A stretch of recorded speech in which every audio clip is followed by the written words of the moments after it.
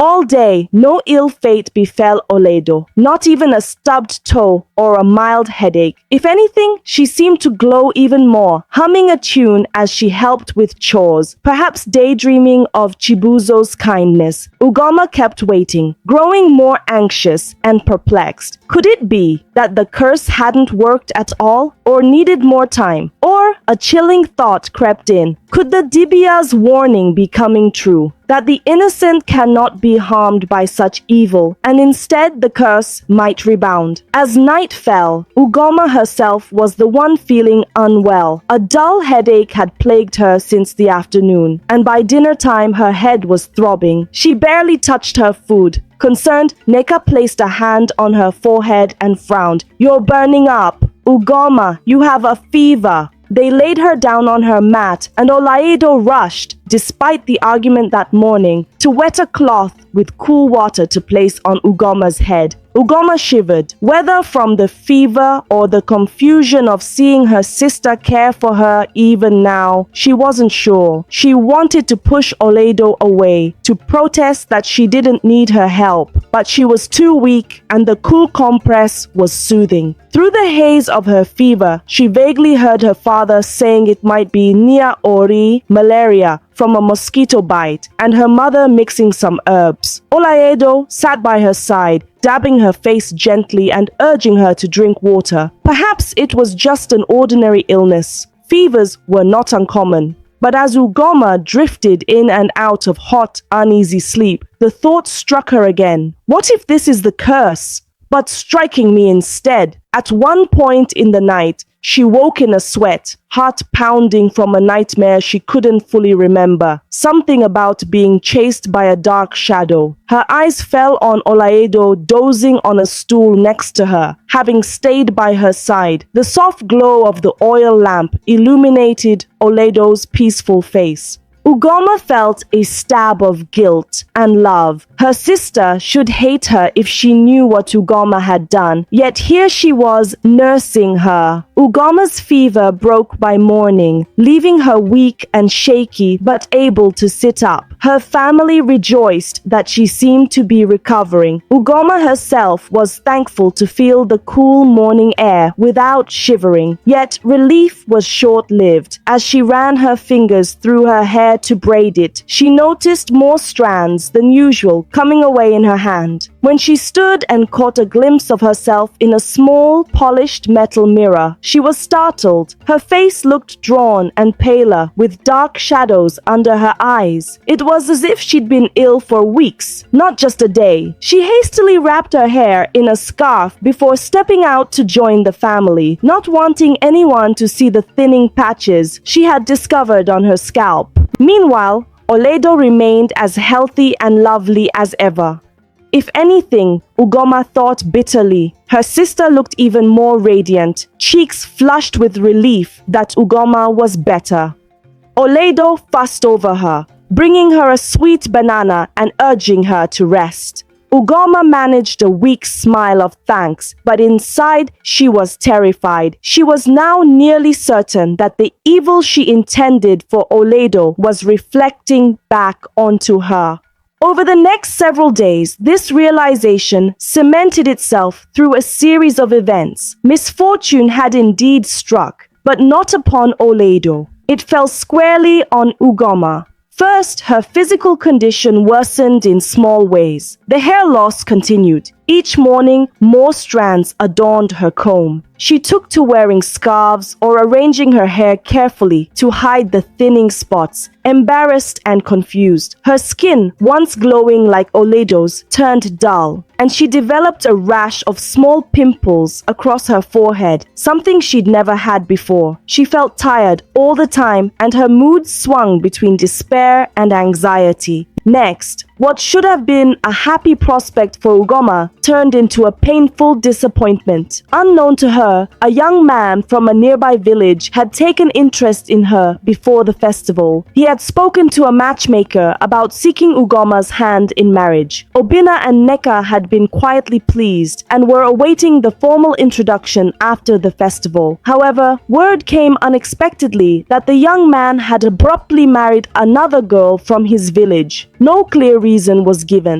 One of Ugoma's friends, who knew the boy's family, later whispered a rumor to her. The boy's family diviner had advised against the match, saying he sensed a dark cloud around the girl from Amagu. Dark cloud. The words made Ugoma's blood run cold. Could the curse she invoked have tainted her own aura so much that even a diviner sensed it? She felt sick with fear and humiliation. Not only had she lost a chance at a good marriage, but the reason cut straight to the truth of what she'd done. To make it worse, shortly after, Olaido received a marriage proposal of her own, and it was from none other than Chibuzo, the young man who had been so kind at the stream. Chibuzo formally came with his family to ask for Olaido's hand. It happened quickly, but Chibuzo had been clearly enamored of Olaido for some time. The festival and his encounter with her only solidified his love. His family was well regarded, and he was known to be industrious and respectful. Obina and Neka were overjoyed. Chibuzo was a fine match. Olaido shyly accepted, for she had grown fond of Chibuzo's gentle manners and how he genuinely cared for her. Suddenly, the household was busy with preparations for Olaido's traditional marriage ceremony. Olaido tried to involve Ugama in everything. She insisted that Ugama help choose the fabrics for her wedding attire, that Ugama be her chief bridesmaid, the Ada Idegbe, during the ceremony, and that after marriage, Ugama visit often. Olaido's genuine desire to include her only made Ugama feel more wretched inside. Here it was. Everything Ugama had feared and resented was happening. Olaido was getting a loving husband, moving into a new life, admired by all, while Ugama herself was left with nothing but the bitter consequences of her own actions. It was as if every step Olaido took toward happiness drove Ugama further into a swamp of misery. Villagers, of course, chattered about how good fortune follows the kind-hearted Olaido and how quickly a suitor had come for her after the festival. Some expressed pity for Ugama, not knowing the true situation, saying perhaps another good man would come for the second sister in time. Each of these well-meaning comments was like a dagger in Ugama's heart. She avoided people as much as possible, ashamed of her appearance which had lost its luster, and too burdened by her secret guilt to socialize. One evening, a week before the wedding, Ugama could bear it no longer. Her conscience and fear warred within her. She decided she would go back to Dibia Okaka to plead with him to undo the curse, or at least to remove it from her. But when she confided this plan in a hushed, desperate whisper to her friend Ngozi, hoping for some cover story to slip away again, her friend's reaction stopped her. Ngozi, not knowing the details, responded in alarm. "No, don't go back to that man, whatever it is. If you've meddled with dark things, the only answer is to confess and pray. Going back might make it worse." This struck a chord. Ugama realized Okaka had already warned her that he couldn't easily undo such a curse. And worse, if she revealed to him that it backfired, who knows what price he might demand to fix it. Fear of further doom paralyzed her. She dropped the idea of returning to the forest. Instead, she tried in her own way to undo it. Late that night, while everyone slept, Ugama sneaked out to the plantain tree and dug frantically in the soil with her hands until her fingers scraped the red cloth wrapping. She pulled out the jar, dirt-covered and still sealed, the symbol staring at her accusingly. She hesitated only a moment before running to a far corner of the compound and hurling the jar with all her might against a stone. It shattered with a dull crack. The wooden doll and shell and feathers spilled out, the dried red oil staining the dirt. The sight was ghastly in the moonlight, like the guts of some small creature. Ugama gathered the pieces with trembling hands and buried them in different spots all around, scattering the curse in hopes of nullifying it. When she finally crawled back into bed, her heart pounded, but there was a small relief. She had done something. Perhaps breaking the charm would lift its effects. Perhaps the gods would forgive her, now that she regretted it and tried to undo it. She prayed fervently in the dark, a jumbled prayer of apology and plea.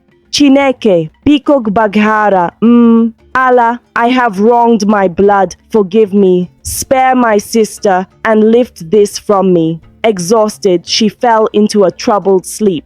The wedding day arrived, bright and full of bird song. The entire village of Amagu and guests from other villages gathered in Obina's compound, which had been decorated with palm fronds, white chalk designs on the ground, and mats for seating. The aroma of rich stew and grilled meat wafted from the cooking fires. It was supposed to be a day of pure joy. Olaido was dressed in stunning traditional attire, a blouse and double wrapper of gorgeous George fabric with shimmering patterns of deep blue and gold. Coral beads hung in multiple layers around her neck and on her wrists, and more were woven into her hair, which was styled up. Her face was radiant, partly from a light dusting of camwood and palm oil that gave her skin a golden glow, but mostly from the happiness in her eyes. Ugama stood by her side as the Ada Idegbe, the chief bridesmaid, dressed in a similar fashion, though with less elaborate beads and a lighter blue wrapper. She too wore coral beads Olaido had insisted she share. Olaido had even placed a particularly beautiful bead on Ugama's forehead as they got ready, saying, "Because you are my sister, whatever joy I have, I want you to share it." Ugama had forced a grateful smile at that gesture, but inside, her heart was aching. She felt like a fraud standing there next to the very person she had tried to ruin. Yet, she loved her sister deeply in that moment for her oblivious kindness. It was a twisted knot of emotions: guilt, regret, love, envy, though that envy was dulled now by guilt, and fear of what might still come. As per Igbo custom, there was music and presentation of the bride price items. Chibuzo and his family had brought numerous gifts: yams, crates of soft drinks, palm wine, fabric, jewelry for the bride. The elders bantered in a playful negotiation, with lots of laughter and good-natured haggling over the bride price list, even though everything had been decided beforehand. All this time, Ugoma remained by Olaido, quiet and dignified, playing her part. But inside, she was suffering. Every cheer for the couple, every praise of how beautiful Olaido looked as a bride, every blessing from aunties and uncles, all of it hammered home Ugoma's sense of failure and loneliness. This was the kind of day she had once dreamed of for herself too, and now it felt like that dream might never come true, partly by her own doing. The critical moment came when Olaido was to find her groom among the crowd, carrying a cup of palm wine.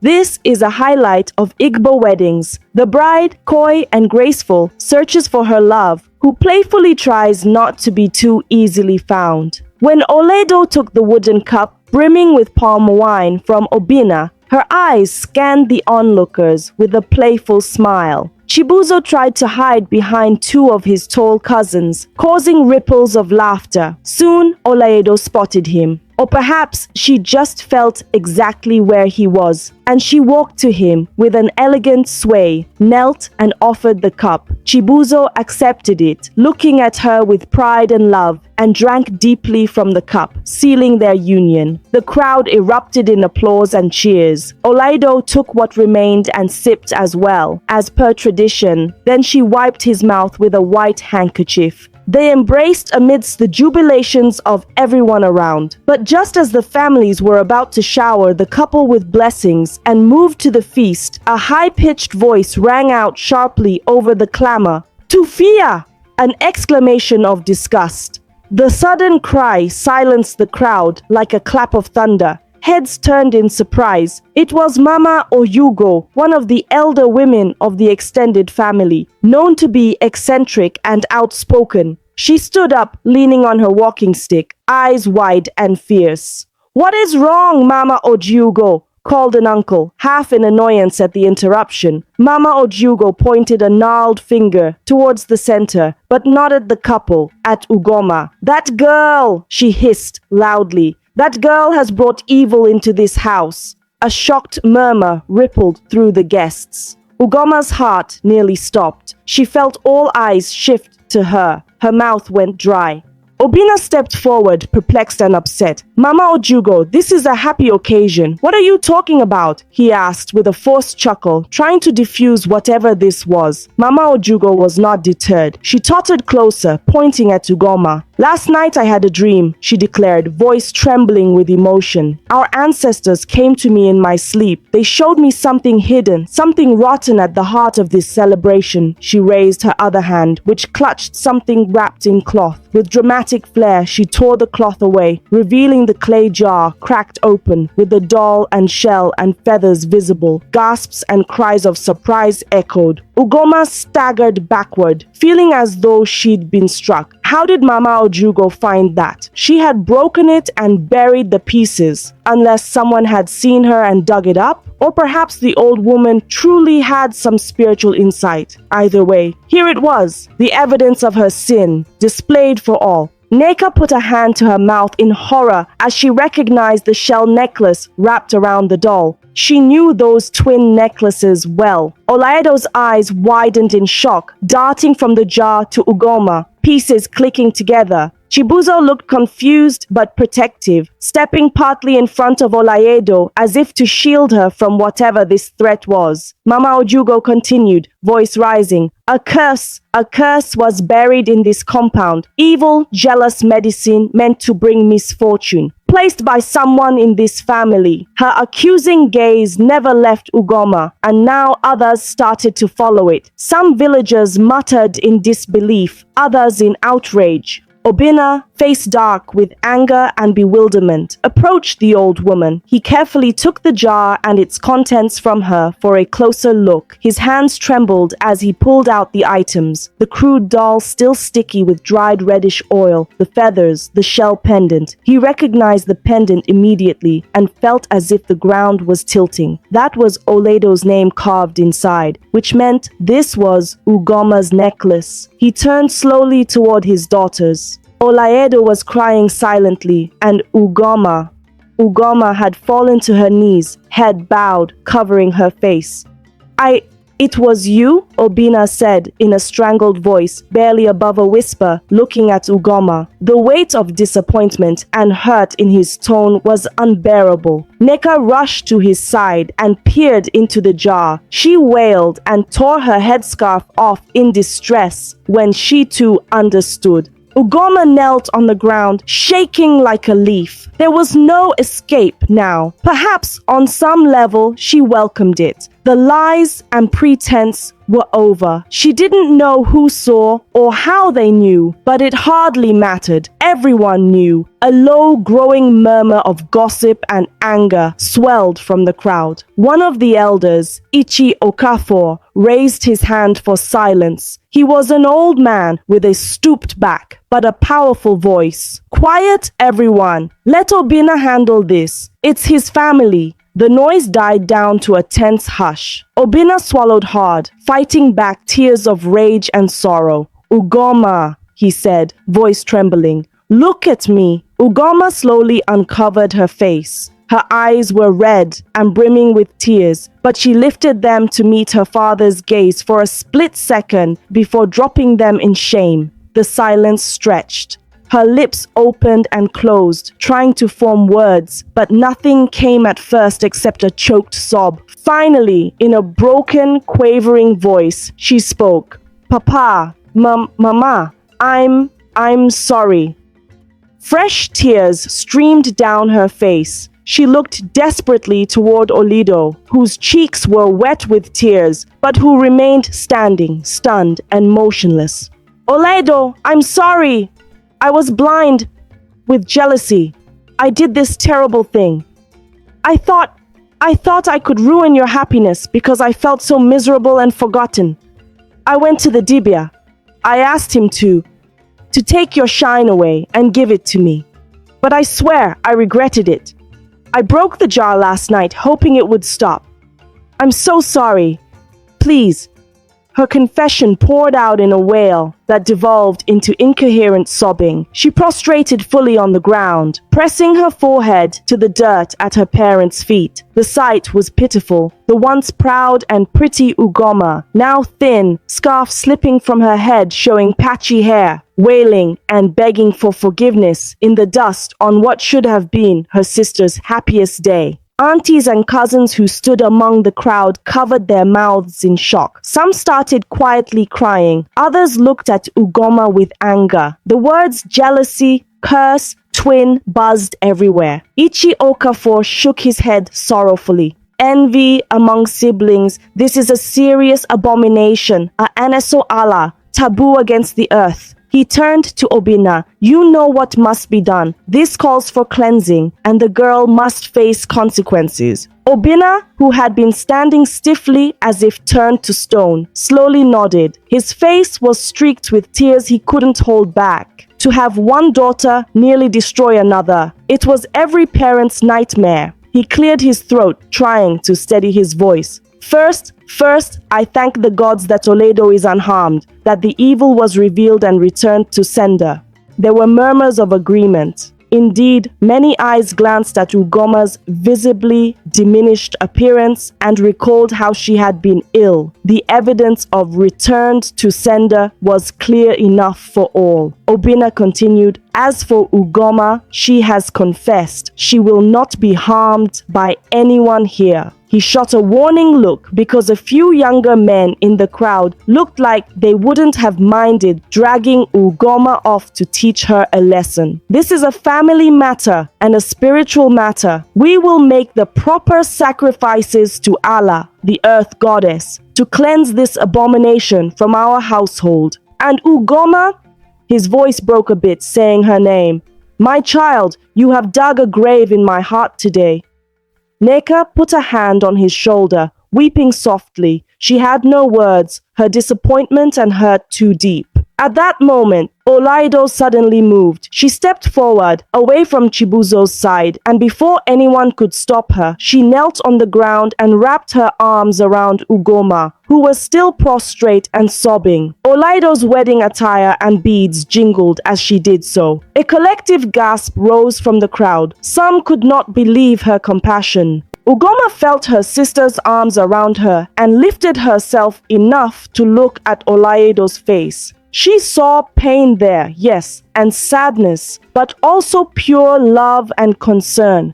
Ugoma, Olaido whispered, loud enough that those nearest could hear. I forgive you. Her voice trembled. You are my sister, my twin. Nothing can change that. My heart aches not because of what you did, but because I couldn't make you feel loved enough to not need to do it. At this, Ugoma bawled and clung to Olaido. No, don't say that. It wasn't your fault at all. I was blind and foolish and wicked out of my own weakness. I don't deserve your forgiveness. She pulled back and looked around at the villagers, her family, and then up at the sky. In a voice filled with anguish, she declared, I accept whatever punishment the gods and our people decide. I have learned my lesson the hardest way. Jealousy has eaten me alive, and I nearly destroyed the one person I should cherish most. Please let this curse die here with me. Let it not stain my sister or family any further. Biko, Bagaram, please forgive me. The last part she directed to all who watched, before collapsing in tears again.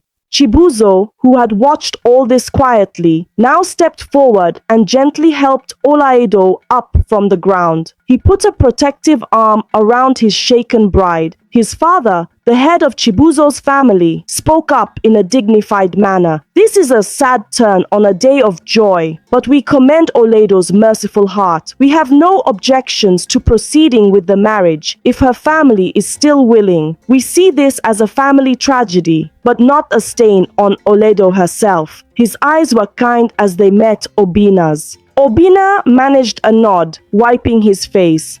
Thank you. We will of course proceed. Olaido's life must not be halted by this. She deserves her happiness. He looked at Chibuzo and said solemnly, please take care of her. She has been through much. The elders then decided to conclude the remaining formalities swiftly to avoid prolonging the public drama. A few of them ushered the crowd to refocus. The village musicians, who had stopped playing, struck up a gentle tune to ease the heavy atmosphere. Some normalcy returned as a ceremonial blessing was spoken by Ichi Okafor for the couple. Long life, many children, peace, and so forth. The audience clapped, though the mood remained more subdued than it should have been. Many were still reeling from the revelation. Olaido and Chibuzo fed each other a small piece of kola nut as a sign of mutual respect and then received gifts and hugs from relatives. Through it all, Olaido held Ugama's hand whenever she could, and Ugama stayed by her side like a remorseful shadow. Once the main ceremony concluded, people began to eat and drink, though the chatter was dominated by talk of Ugama's deed. Some avoided Ugama. Others, especially older women who had known her since a baby, came up quietly and offered her a squeeze on the shoulder or whispered admonitions like, "It is well, child. Go and sin no more," or "The gods have taught you a hard lesson, my dear." After seeing that the guests were taken care of, Obinna pulled aside two of his brothers and a village priest who was present. They agreed to perform a quick cleansing ritual that very evening rather than wait. The priest, accompanied by a few elders, went to the place where the jar had been broken. They gathered the shards Ugama had left and sprinkled the area with libation, palm wine, as they chanted prayers to Allah to forgive the land for harboring such evil. They slaughtered a young goat at the family shrine as an offering to appease the gods. The carcass would later be cooked and given to the poor, as was custom after an abomination sacrifice. Neither the family nor the offender would eat it, to show the act was purely atonement. As the sun sank low, Oledo prepared to depart with Chibuzo and his family to her new home. It was time for farewells. She changed into a simpler travel dress, still beautiful but more practical, and returned to say goodbye to her parents and relatives. When she came to Ugama, both sisters were already teary. Olaido held Ugama's hands tightly. "I will visit soon, I promise," she said softly.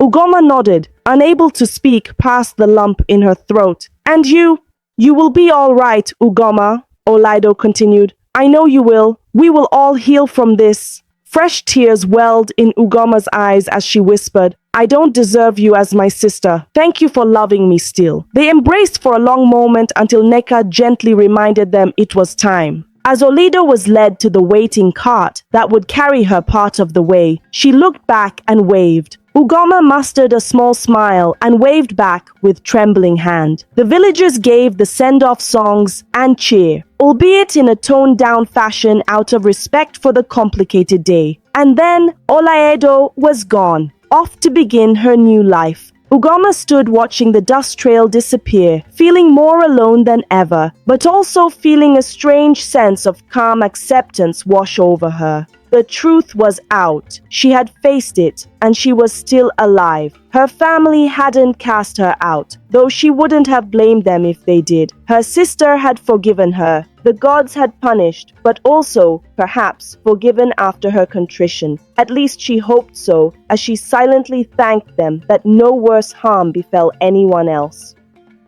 In the days that followed, Ugama kept to herself, helping her mother clean up from the wedding and tending to chores quietly. She joined her father to formally visit the priest of Allah and offer further prayers of repentance. The priest had Ugama kneel at the shrine and repeat an oath that she would never again lift a hand or thought against her kin or any innocent person under pain of dire punishment. She repeated it with all her heart. They marked her wrists with white chalk as a sign of purification and let her go. Initially, villagers treated Ugama with a mix of caution and pity. But as weeks turned into months, a sense of normalcy crept back. Ugama, no longer burdened by secrecy, actually seemed lighter in spirit despite her lingering shame. She worked hard on the farm and around the house, no longer comparing herself with others, simply trying to be useful. With Oledo gone, she realized how much work her sister used to do with her cheerful energy, and Ugoma took it upon herself to fill that gap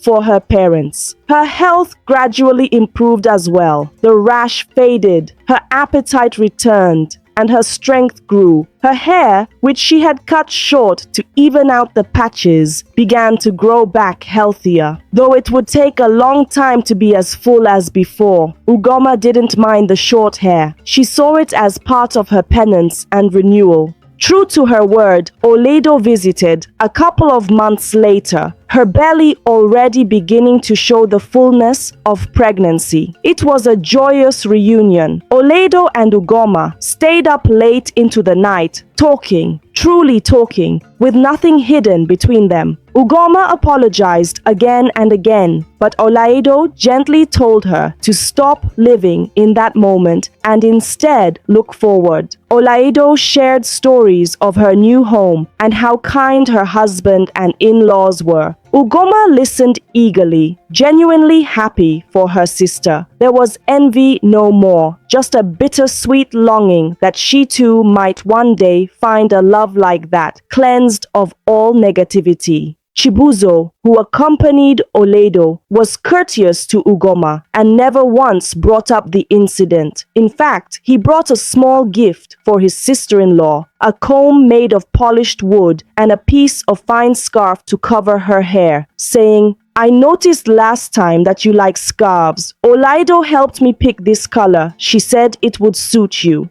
Ugoma blinked back tears at the simple kindness and thanked him sincerely. The story of what transpired became legend in Amagu. Parents used it to teach their children about envy and its dangers. Around evening fires, elders recounted the cautionary tale. Two sisters, one consumed by jealousy, who sought a curse against her own blood, how the curse reversed onto the jealous one, bringing her low, and how love and forgiveness eventually prevailed. Ugoma's name was not always explicitly mentioned in these tellings, partly out of respect since she was still living among them, but everyone knew. Sometimes, on those nights, Ugoma herself would sit quietly at the edge of the circle, listening with a bowed head. It was humbling to hear one's worst mistakes laid bare as a lesson for others. Yet, she didn't resent it. She accepted it as part of her restitution to the community.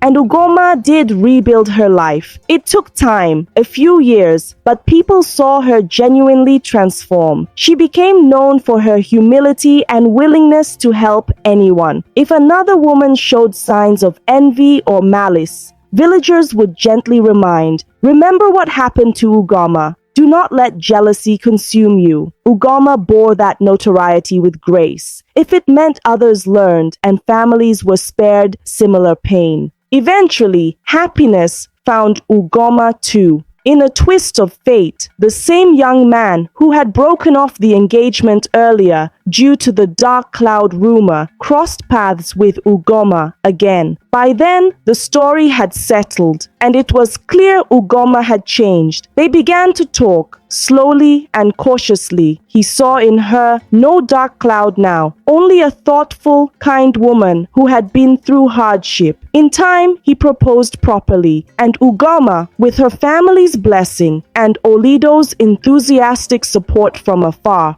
accepted. It was a quiet, modest ceremony. Given her past, Ugama preferred it that way, but it was filled with genuine joy. Oledo came with her two little children, and the twins danced together that day, not as rivals, but as sisters celebrating a second chance. Ugoma's story traveled beyond Amagu, evolving into a proverbial lesson told across the region.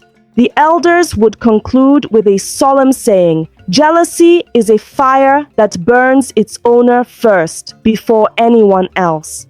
And indeed, in the powerful kingdom of Amagu, all who heard of the tale of the twin sisters took it to heart. They saw how Ugama's envy scorched her own life and how only repentance and love restored her. It became a timeless lesson that one should guard against envy, for it is like carrying hot coals in one's bare hands, hoping to throw them at another, only to sear oneself. Moral lesson: envy is a fire that burns the one who carries it first. To let jealousy fester is to invite one's own destruction, whereas a heart free of envy finds its own light and happiness.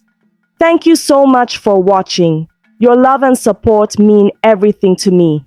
If this story inspired you, please give it a thumbs up and share it with your loved ones to spread the inspiration. I'd also love to hear your thoughts. Feel free to share them in the comments below. And don't forget to subscribe to the channel for more interesting African stories. See you in the next video. Bye.